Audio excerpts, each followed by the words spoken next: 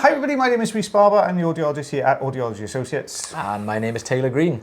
Welcome to I'm not sure if you have done any of these before, but this is a new one for me specifically. I think I might have done one. Just one? I think so. This is actually a before and after, as in two separate visits. Yeah. So this is for post-treatment. So a patient arrived into clinic feeling very, very blocked up, hard of hearing, a lot of itching, as you can see, a lot of dryness to the entrance of this ear canal as well, a lot of inflammation, a bit of swelling. We've got an ear infection, we've got an outer ear infection here. Very, very sort of mucky. You can see this is just coming away in little tiny bits at the moment here. Now this is obviously the patient's first visit into clinic. So what we generally tend to expect with this particular type of infection is the eardrum to look very messy. Basically. Oh yeah, it'll look like mottled, dull, bits of skin on there, all sorts happening on the eardrum. Now, if this was a video that we would usually post just one video, you'd probably just tear us apart saying, why didn't you clear that eardrum? It still looks like there's a lot there. But we can just kind of see, even the ear canal, this is just kind of coming away in little tiny spots at the moment. So dead material here. Now you can see it's so, it's hard to explain really, but with the dead skin underneath this is what is holding most of this in place. So all I'm trying to do here at the moment is clear as much as I possibly can, just so we can send this patient away to the doctors for some treatment. So we get asked a lot in the comment section where if you post infection, what happens to this patient? What do they do? So what we tend to do is, if we've got a patient like this where we can see, we'll get it relatively clear, but the patient's going to have to use some drops. We both tend to say, well, look, come back in for a follow-up in a couple of weeks' time once the drops or whatever medication's been prescribed. Once you've finished your course, come back in and we'll remove any debris. So Taylor had a really good idea, was to say, well, look, I've had this patient, we've sent them away, we've got them to come back. Could we do both visits on one video so you can see what we see at the first visit, what we clear out, and then what we see when they come back in post-treatment, which I think is a great idea. But this is just, you can see that really deep pink color under the skin and then this white layer on top, and that is really common with infection, isn't it? Would this be more of a more severe type of otitis externa? I'm just kind of going from the inflammation, swelling. So otitis externa is an outer ear infection, which is very typical of inflammation, swelling, and again, you can sometimes see all this kind of dead material, debris, infected. It doesn't always have the discharge that we're seeing here, though. You will see it sometimes. I mean, lots of the time we'll see the aggravation, the swelling, everything will look puffy and inflamed, but you might not necessarily get the discharge. But that down there, I mean, unless the patient's used a wax softener, which can sometimes give it this whiter material, this whiter appearance, more liquid appearance. But you can see how wet that is over the eardrum. Really wet. You've managed to pick two infections just before we go for lunch as well. I know. So it's So we gotta So this is the fine end that we've got on here. Obviously, the reason I'm using the fine end is it's precision. I'm trying to peel as much of this away as I possibly can. This first part of the video is still going to look very messy. So I do apologize, but you will see the results. Better than what I was going to expect, actually, to be honest. Looking at how bad this kind of infection is at the moment, and the results, and this is only within the space of a month. So 4 weeks later, I saw this particular patient following treatment. Really, really impressed with the results, to be fair. The difficulty I think we have at the moment is when you see somebody with infection, as audiologists, we're not allowed to prescribe. So we can see it's an infection, but we're not allowed to prescribe antibiotics for this particular patient. So we have to refer back to somebody medical, so we have to refer back to the GP. The difficulty we have over here in the UK at the moment is it's really, really difficult for a lot of our patients to get up GP appointments quickly. So we'll write the letter back to the GP, but it might take them a little while to get the treatment. Well, if you're talking about an infection, we are only at the moment clearing away the debris from the infection. We're not getting rid of the underlying infection itself. So if that patient, it takes a fortnight for them to get their antibiotics, then you're talking that infection can fill that ear canal back up again, which is why we always put them down for a follow-up after they've completed their course of antibiotics, just in case we need to go back in. Follow-ups are free here at Audiology Associates, so we don't charge the patient for coming back, but we just it's just always good to get in there and see what we're left with. That is so aggravated down in there. Yeah, so red. Yeah. We're quite lucky in a way that this hasn't swollen to a point where it started to close the ear canal up, because we do see infections like that where there's so much swelling that it's very, very difficult for us to actually clear this debris, because it's you kind of how do I describe? I'm so bad at explaining things. When we've got these very, very swollen ear canals, when you're going in there with two tools, it tends to fill most of that space. So anytime you pop in there with suction, it generally tends to close up the ear canal. You've got to be so careful. Which you just can't carry on like that. It's too unsafe to continue. We'd see it sometimes, especially when I worked in the NHS as well. You'd have patients come through and the ear canal was so swollen that you couldn't administer the drop in there to fight the infection. So they'd have to insert what they call a wick, which is like a very, very thin, almost like sort of papery cardboardy stuff. And you force that into the ear canal, which isn't particularly pleasant for the patient. But you drop the antibiotics on the outside and it absorbs through the wick and into the ear canal. So it helps to fight off infection.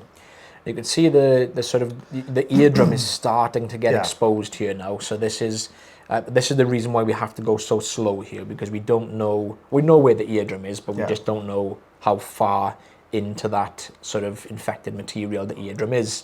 So you can see we've just started to uncover this here now. So we already kind of know now, what we would, or how finely we would need to work to clear as much of this away as we can.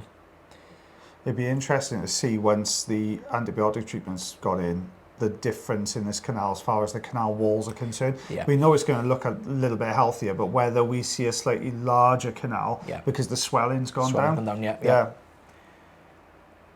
So again, just trying to clear as much as I physically can safely, because again, this can sometimes be very, very tricky and sometimes a little bit uncomfortable. We try to avoid it being uncomfortable. Obviously, we have to work as safe as we possibly can. Very, very slow. With these sticky bits on the eardrum, you can't, like you see us trying to, when we're doing skin peels, you can't move on the eardrum. You have to just go in like tiny little spots to try and clear as much as you can of the eardrum, basically. I was explaining this, I think, on a video, I think it might be Friday's video last week. You can't just kind of go along. So it's a mushy wax, similar story, mushy wax on the drum. You can't just go along and scrape across the eardrum. You can't do it. So what you have to do is hold the suction tube and hover it just above a section of the eardrum. What you'll find is that soft wax will flick off the eardrum. But then you've got to do that. So you can't just go along like that. You've got to put it down, get it closer, move it across. So you're very methodically moving around the canal. The difficulty with this one, around the eardrum, I'm sorry. The difficulty with this one is the canal walls on either side are so swollen up that you don't have that maneuverability with the tool, do you? Because you've got to put it on dead center, so dead straight. Because if you put it on an angle, you're not going to suck those bits off, and you run the risk of the corner of the suction tube just pushing against the eardrum then, don't you? Yeah, exactly. It's looking a heck of a lot better now compared to when we started. Oh yeah. And just trying to reposition just to get some of these last little bits away. Like if you're clearing the roof or like the attic like you are there, I mean, do you tend to tilt your patients? So lean them over a little bit? I know a lot of audiologists will tend to either do this like lying down or tilted slightly to start with. I personally find it more comfortable to keep the patient straight to start with, and if there's any little tricky bits like this, and if the patient's able to, then I will. Now that was the finished product, so still a bit left in there. So this is actually 4 weeks later. So you can see patient's been using a lot of this antibiotic drop. Now, similar to, I think it was either yesterday's video, the day before. Mondays, I think it was. Mondays. So this is where the antibiotic spray now, you can see how dry this is now gone. So that antibiotic spray has actually fought off this infection and has really, really dried these last bits out. So would you say then that this was this infection, or would you say this was maybe a little bit of skin that was killed off by the infection and that's hardened up with the drop as well, or a mixture of both? Yeah, I'm no expert in anything like this. I mean, in regards to infection, but I think this is kind of a mixture of the both. I think where we had that kind of wet material, especially over the front of the eardrum, I think we've got a little bit of dead skin where this infection has been fought off, and I think we've also got some dried up discharge that would have been that really wet material that was stuck to the eardrum.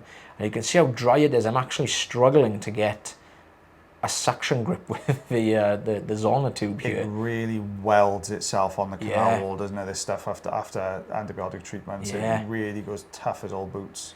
You can already see though, as we're peeling this away, you can see the difference in the colour of the ear canal. It's looking a lot more healthy. Yeah.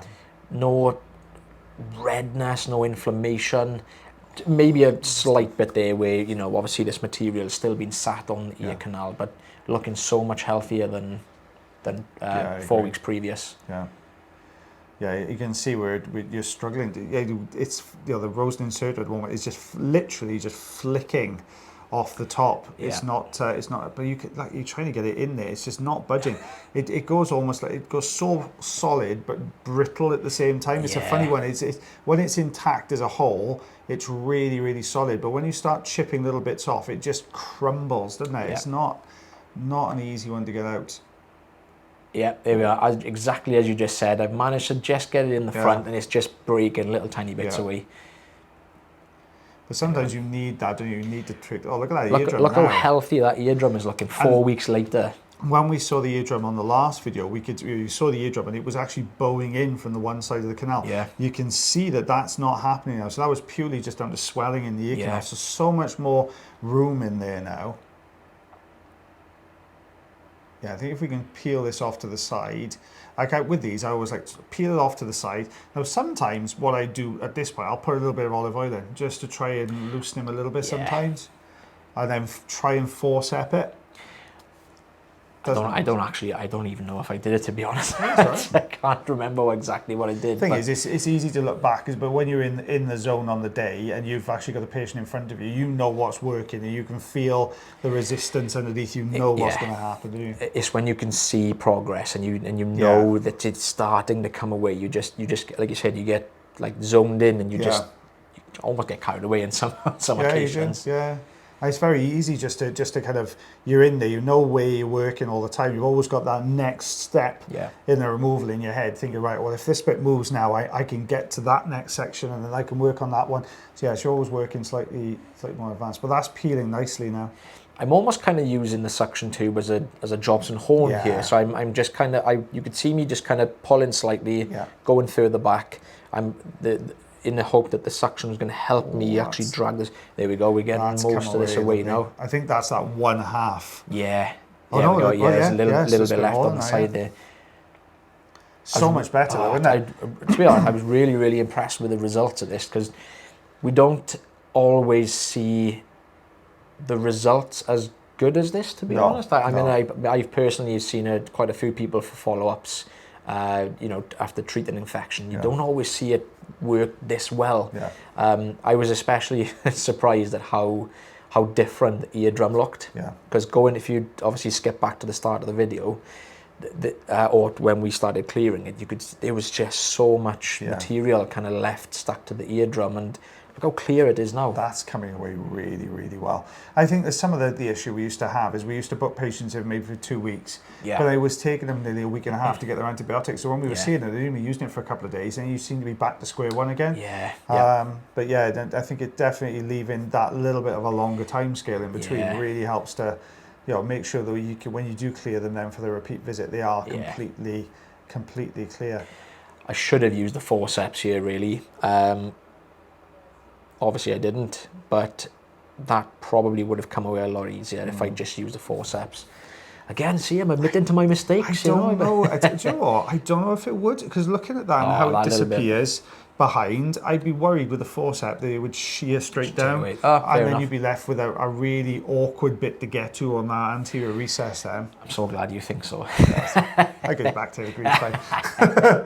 But it's coming away really, really well. Look at that. Yeah, I think when you look at it there, that peel down, you're getting everything from the recess now, aren't you? Yeah, that's right.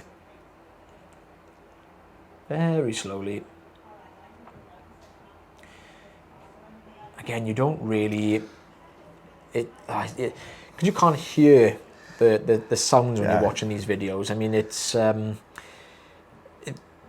you can just tell that you just don't get a good enough grip on these because you can hear the suction, but it just doesn't grip onto anything. You are kind of always keeping one ear out, aren't you, on the suction? You're always listening for how the sound of the suction machine changes, and it'll normally indicate what kind of wax you're dealing with to start with, you know, how well the grip is in there, whether you're coming close to clarinetting. You'll get all those things will come through just by keeping an ear and what you can see. So you are sort of using all your senses.